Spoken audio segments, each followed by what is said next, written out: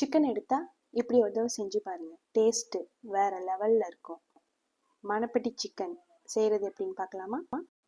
Stove on பண்ணி அடிகனமான பாத்திரம் வச்சு நல்லா சூடானதுக்கப்புறம் வாஷ் பண்ணி வச்சுருக்க 1/2 கிலோ சிக்கன் ஆட் பண்ணிக்கோங்க. 1 ஸ்பூன் மஞ்சத்தூள், 2 ஸ்பூன் ஜீரகத்தூள், தேவையான அளவு உப்பு போட்டு நல்லா வதக்குங்க.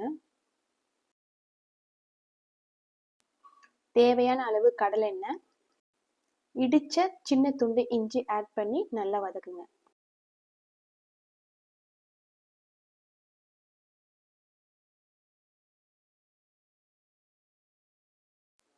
ரெண்டு வரமிளகா ஆட் பண்ணிக்கோங்க. இடித்த பூண்டு 4 to 5 ஆட் பண்ணிக்கோங்க. அடி பிடிக்காம நல்லா கிளறி விடணும். கொஞ்சம் கருவேப்பிலை போட்டு நல்லா வதக்குங்க.